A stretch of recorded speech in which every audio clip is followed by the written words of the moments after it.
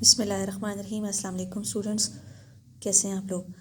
آج جو ہم نے اپنا موضوع سخن بنایا ہے وہ کلاس فرسٹ ایئر کا ایک سبق ہے جس کا نام ہے نظریہ پاکستان۔ تو نظریہ پاکستان کے جو مصنف کا نام ہے وہ ہے ڈاکٹر غلام مصطفیٰ خان۔ اس سبق میں نظریہ پاکستان میں آج ہم تاریخ کے اس باب کو دیکھیں گے جس میں ایک اتنی بڑی جو مسلم ریاست ہے اس کے قیام میں جو عناصر یا جو عوامل کار فرما تھے ان کے اوپر آج ہم لوگ بحث کریں گے، اور میں آپ کو بتاؤں گی کہ کن وجوہات کی بنا پر اتنی بڑی جو ریاست تھی، اتنا ایک بڑا ملک تھا، اسے تقسیم کرنے کی سوچ کیسے ہمارے ذہنوں میں آئی اور کس طرح ہم اس سوچ کو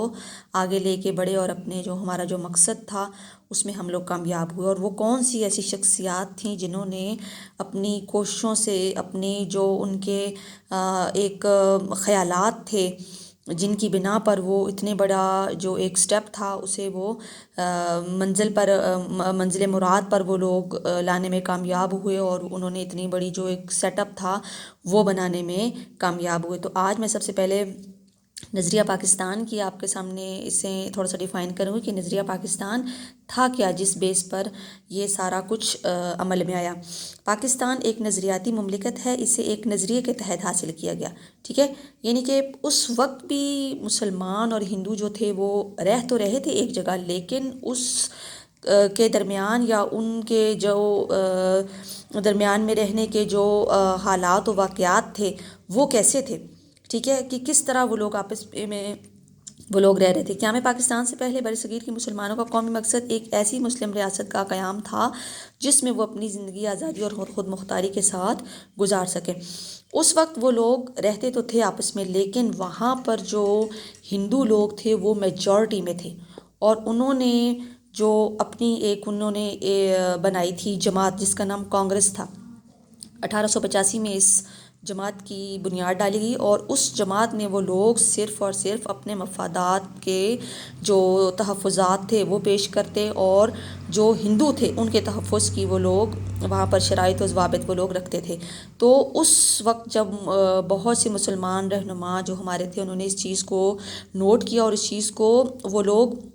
سمجھ گئے، ہندوؤں کی ذہنیت کو وہ لوگ جان گئے کہ ہندو جو ہیں ان کی جو سوچ ہے وہ مسلمانوں کے حق میں نہیں ہے، کیونکہ وہ مسلمانوں کو ہمیشہ نیچا دیکھنا چاہتے تھے۔ نیچا ان کی جو ایک سوچ تھی، کیونکہ مسلمانوں نے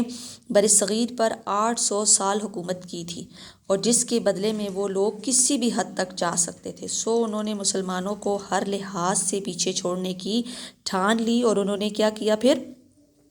اپنی جو ایک جماعت انہوں نے کانگریس بنائی، اس میں انہوں نے صرف اور صرف ہندوؤں کے مفادات کو سامنے رکھا، اور مسلمانوں کے جو بھی مفاد تھے یا جو ان کے نفع نقصان تھا انہیں ان لوگوں نے پس و پش ڈال دیا۔ تو اس زمن میں ہمارے جو عظیم رہنما تھے جنہوں نے یہ چیز سوچی، اس چیز کا احساس کیا کہ ہندو جو ہیں وہ صرف اپنے مفادات کی خاطر سارا کچھ کر رہے ہیں، جن میں ہمارے نمایاں سر فہرست علامہ اقبال، ہمارے قائد اعظم محمد علی جناح، سر سید احمد خان، یہ وہ نامور شخصیات تھیں جن کی کوششوں سے، جن کی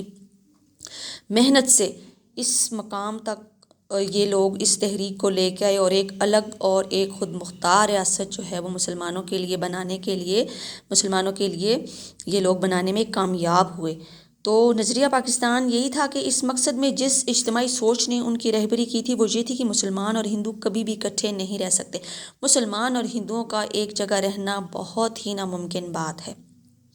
کہنے کو تو ہم لوگ کہہ دیتے ہیں کہ ایک ملک ہے، اس ملک میں بھی رہنا ہے اور اس ملک میں بھی رہنا ہے، لیکن ایک جگہ اکٹھے رہ کر سروائیو کرنا بہت ہی مشکل ہے۔ دو ایسی قومیں جن کے خیالات مختلف ہوں، جن کے جذبات مختلف ہوں، جن کی رسم و رواج، قاعدے قوانین، مذاہب ایک دوسرے سے مختلف ہوں، وہ قومیں اکٹھی کبھی بھی نہیں رہ سکتیں۔ تو ان تمام صورتحال کے پیش نظر نظریہ پاکستان پیش کیا گیا، اور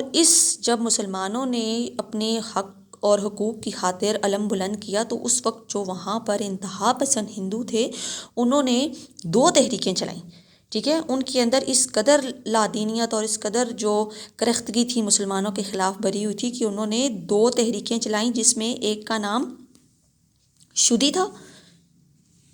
ایک تحریک کا نام شدی اور دوسری سنگٹھن تھی. یہ دو تحریکیں ان لوگوں نے چلائیں. شدی جو تحریک تھی اس میں وہ کیا کرتے تھے، مسلمانوں کو زبردستی ہندو بناتے تھے، ٹھیک ہے، کیونکہ ظاہر سی بات ہے وہ لوگ میجورٹی میں تھے وہاں پر ہندوستان میں، اور وہ یہ چاہتے تھے کہ ان کی جو